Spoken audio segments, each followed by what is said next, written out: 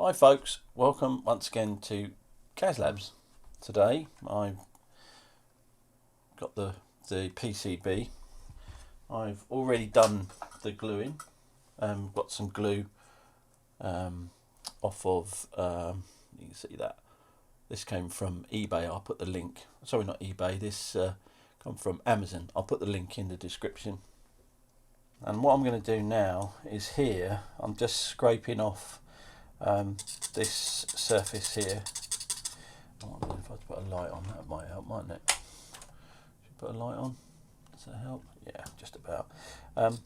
Here, what I'm doing is just scraping off the sort of the PCB shellac stuff and where the crack was, because I can just sort of see the trace line of where the crack came across along here. And what I'm going to do then is I'm going to then just shore it up with some solid sort of copper wire or something like that, just to give it that little bit of an extra support.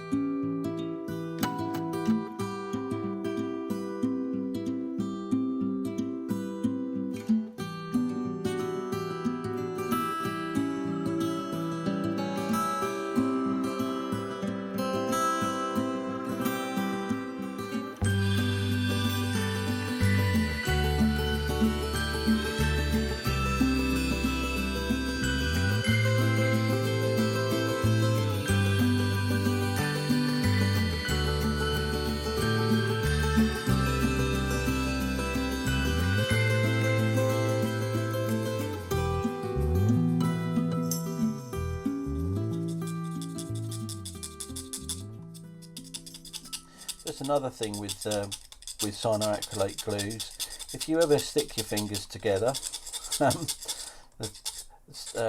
acetone will break the bond, but obviously just be careful putting stuff like that on your fingers. The best way to separate your fingers is with mild abrasion. So, you know, sort of very gentle, just abrade the glue away. Don't abrade your finger away, but it will be quite a painful experience, so it's best not to do it in the first place. The other thing to bear in mind with cyanoacrylate glues is not to wear natural fibre gloves or anything like that, because you can actually get a lot of heat generated. I think the term is exothermic, I think, as it's like a weird reaction, and it can get extremely hot. And just actually a little point to note, I was going to say about this white dust. This white dust with this with a cyanoacrylate glue is actually quite unsightly, and it does stick quite well to sort of some surfaces. If you actually put cyanoacrylate glue on something like a natural sort of surface like wool or cotton or something like that, you can, or some rubbers, some foam rubbers as well, that does it. Back in the day when I used to do a lot of, because I've worked quite a lot with glues in the past, obviously with the sign industry, with the acrylics and God knows what else. I also worked for an electronics company where we made these test instruments, and around the edge we used to put these rubber doors on, and it was quite incredible when we used to put the cyanoacrylate on the actual rubber and then stick the rubber around the side of the door. The fumes, this white dust, used to come off of it like in huge plumes, and the heat that was generated as it was sort of going on was incredible. This sent this sort of stuff everywhere. Now, the thing is, it's also very bad for you if you breathe it. I mean, back in those days, sort of health and safety wasn't quite the way it is now. But it's really not good for you. But that dust is, if it lands on a surface, it can be extremely difficult to get off, and it's very unsightly. But there was, if you've seen things like CSI and all that sort of stuff, they use that cyanoacrylate glue fume to discover fingerprints on hard surfaces. There is an element of truth in that, I am told. How true that is, I don't know, but I am told that it's quite true. So, but yeah, getting back to the job at hand. Sorry, I'm weird when it comes to glues. I quite like glues. Right now, okay, so I've cleaned a bit off of those. I think what I'm going to try and do now is I'll get you can see that I've just cleaned some of that bits and pieces off there. I'm just going to just track through just to sort of work out where else that would have broken. I mean, some of the lines I'm going to shore up with a little bit of solder, I think, and that would be good enough. And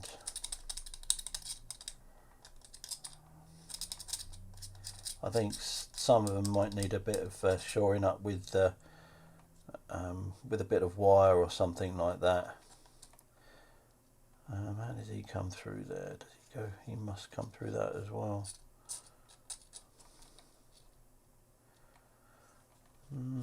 Don't know.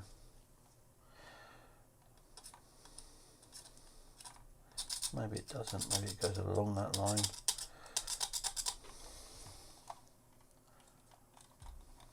Yeah. Okay. Well, let's just put a few little blobs on there. Let's put that on. That one. Oh dear. So I wonder how everyone's week is. It's been really busy in store, so yeah, it's been a bit of a week, but which is really good. This ham radio at the moment is really coming into its own, and I'm actually on DX Commander's Discord group. If you're not a member of that, why not go along and jump on that on DX Commander's Discord group. Really good. It's quite interesting, sort of catching up with everyone on there, sort of chatting. Spoken to a few viewers at work over this week on the phone as well, and it's nice to sort of catch up and just see what everyone's doing. And there's quite a lot going on, I think, across the country, you know, on the whole. So, right, anyway, let's see what we can do with this, see whether or not it will, whether this looks like it'll be enough. If it is, I'll leave it. It may be that it's just enough.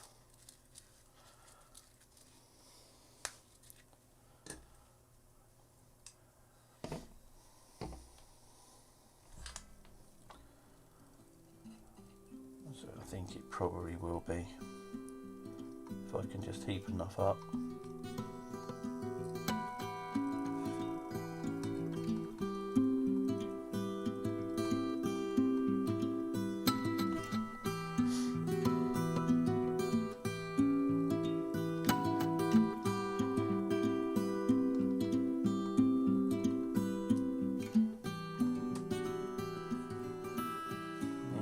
That'll do. So we'll call it that.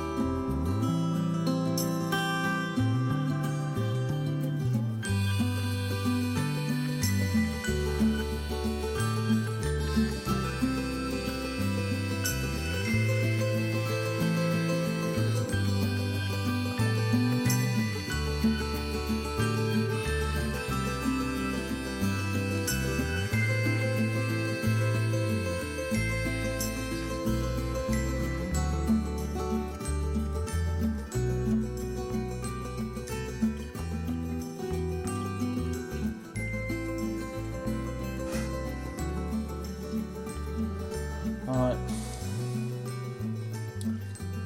think that'll probably do.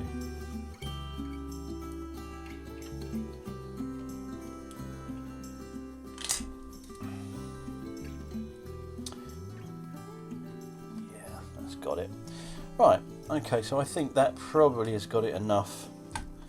As you can see, all I've done there is it's a bit of a Billy Bodget, but what I'm going to do is I'll probably get this back in the power supply, and then give it a go just to see whether or not it actually starts to function, and I'll do a few little checks just to make sure everything's okay, and then what I might do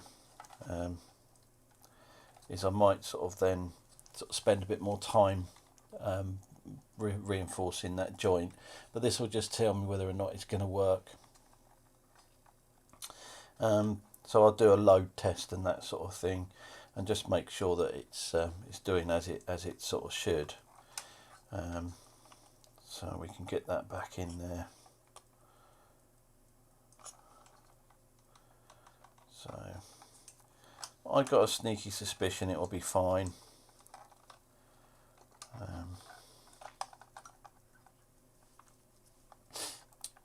So in fact, I'm pretty certain it'll be fine. But what I do, just so I'm showing you what I'm doing here, I'm just putting this back on. Underneath here, there's actually some there's some little tabs there which were bent along. You have to kind of unsolder them to get this thing out.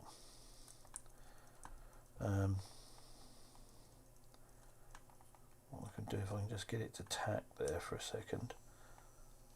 Yeah, look at that. I've got it tacked. Let's see if we can hold it there.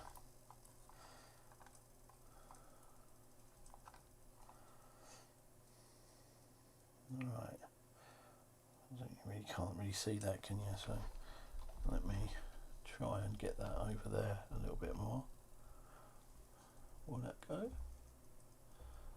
Yeah, you might be able to see that. It's really very difficult doing it with cameras here. But what I've done, this is just literally just to try it. So it's famous last words.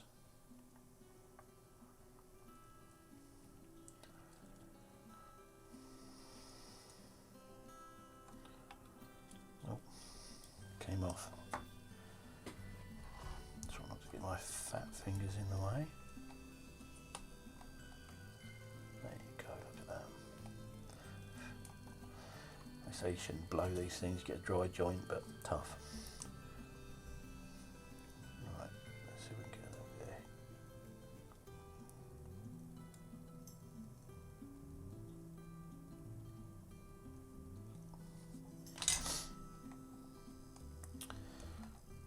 Right, let's see if we can get that a little bit in there, a little bit tighter.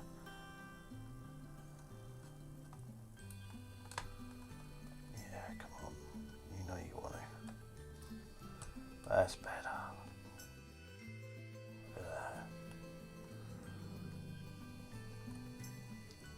Right, and there we have it. Oh. Actually, made a bit of a boo-boo, haven't I? Look, missed a bit. Look at that. It's got a bit of a denty hole in it. Okay. Back to square one. Let's pin them out.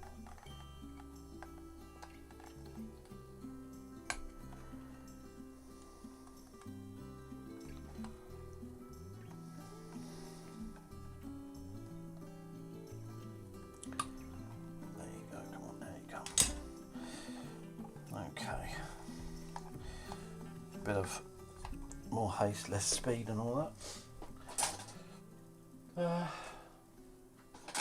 Let's see if I've got a teeny tiny spanner. Lots of people ask about my toolbox. and it is a Blue Point toolbox. I've had it for quite a while. It is one of many. I did have about 3 or 4 toolboxes, that sort of size. I used to have one, and well, I had 2 at work when I was working in engineering, and I had one portable one, and actually one that was actually under the bench. I've still got another one downstairs in the heating cupboard. And over the years, where cut long story short, about five years ago, I was made redundant. I was working for where I'm working now part time, and then I was made redundant from engineering, and then went and did what I'm doing now full time. But obviously now I'm in an office job, I don't need the sort of tools, and it's like a massive investment. I had thousands of pounds worth of tools that I've accrued over probably 30 years plus of working in engineering and acrylic engineering and CNC sort of stuff and all that. And it just was such a waste. So I sold a lot of the clamps. I mean, I had about £1,000 worth of clamps. Just so much stuff. Because I used to do a lot of car maintenance. All of that sort of stuff went as well. Back in the day, and so I've still got a lot of the snap-on stuff, and I've still got, this was my toolbox that I had at work. I sold my big snap-on chest, that was about five years ago. A lot of things happened 5 years ago for me, so a lot of it got sold just to sort of help ends meet, as it were. But let me see if I've got a little spanner.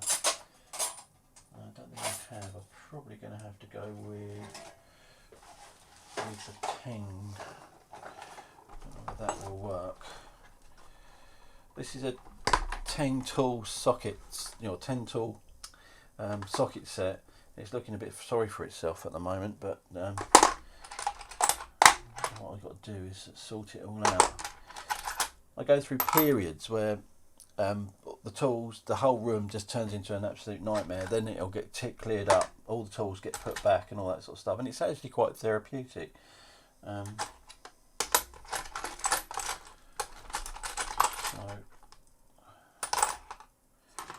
I think that might be the one. Yeah, look at that. And over here, actually I don't know if that's one there.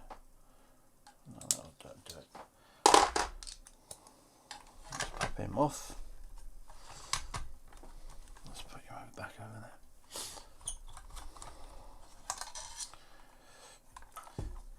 I had quite a few suggestions on how to have dealt with the dent in the base, from put it in a vise through to hit it with a hammer. Hit it on a lump of wood, that sort of stuff. Well, like I said before, it's if you ever see that episode of Father Ted, when they get the prize car and Father Ted spots there's a little tiny dent in the wing, and he goes to it with a little toffee hammer, and by the morning he ends up actually hammering this dent and eventually smashes the whole car up. That's when you hit something with a hammer, that's kind of what happens. Not quite as bad as that, but it's an uncontrollable kind of a thing, really. So doing something like this, and maybe put a bit of wood underneath that. Let's put a bit of tape on there. Yeah, doing something like this is very controllable, and I think that camera's starting to play up. Yeah, it's very controllable doing sort of something like this, and there's a lot of feel as well. So if you put something in a vise, number one, it would need to be a fairly big vise to do the base, to get it in there. But it's a massive big surface area So you can feel this, so you can sort of feel how the material is moving, and you can sort of feel when you come to the end so you don't overcook it and that sort of stuff. Now this one I probably would put on the back of a small anvil with a sort of like a cloth covering, just to tap that out, use a tool on it, but I don't have that facility here today. I mean, we used to use, back in the day, what we used to do is fill a leather bag up with tar, or shotgun shot, the actual the shot from shotgun shells, and we used to buy that in big bags, and you seal it up in a leather bag, and then you can actually work copper and brass and things on that, and that particular method is normally called repoussé, and you can do some amazing things with that.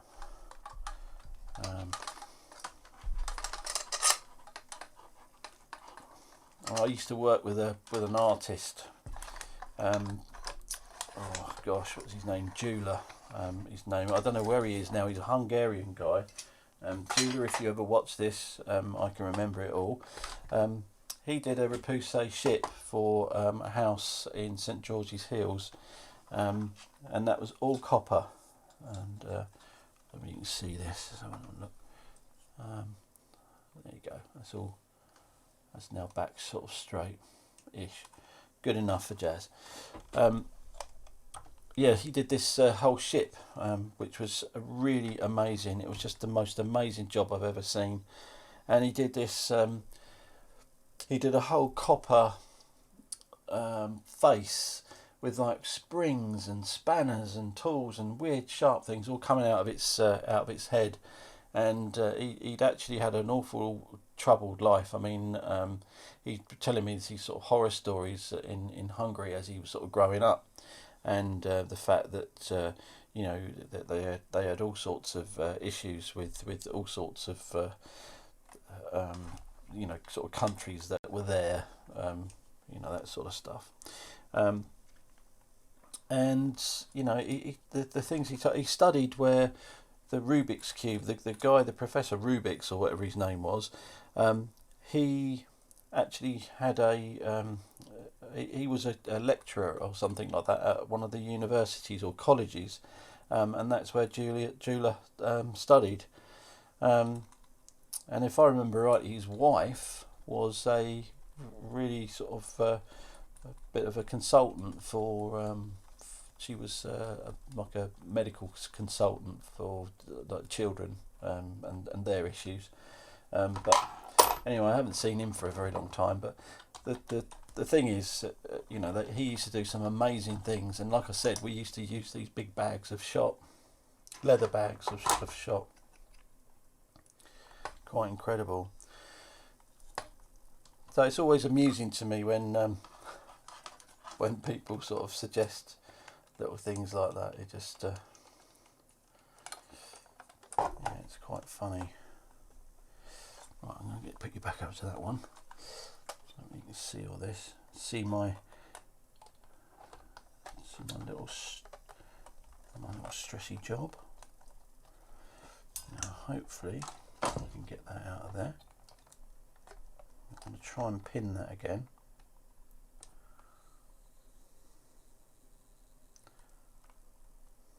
Yeah, that's pinned it. And that solder has set. Let's try and bend that down. Yeah, look at that. Beautiful. You can see that one's gone really well. Let me lift you up a little bit. You've gone down a bit there. And what I'll do is that one there. Just give that one a squeeze down as well. There you go. Right, now that I think is good enough for a test. So what I'm going to do is I've got some pins here to straighten up and clean up, which became sort of quite unsoldered when I started taking them out. Well, that wasn't very clever, was it? Yeah,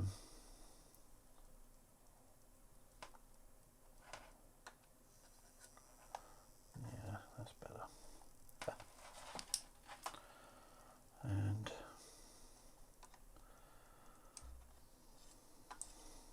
so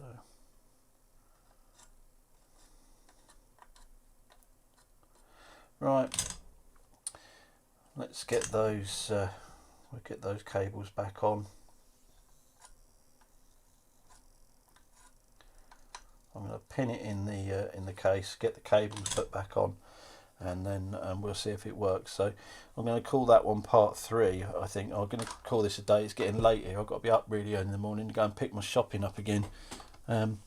Shopping in the UK is still not very good. You would have thought by now that that Tesco's, Sainsbury's, and Ocado, which I had a big falling out with, I felt how they've dealt with people has been awful. But that's another story. But it's still you can't go and get still can't make still can't get deliveries when you want them, or anything like that.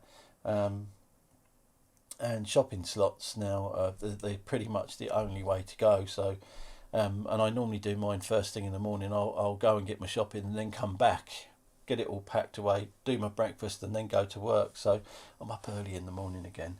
So I'm going to call that one it for today. Thanks for watching, and I'll see you in part 3 when I put this back in, or maybe I'll test it, and then see how we go. Thanks for watching. See you soon.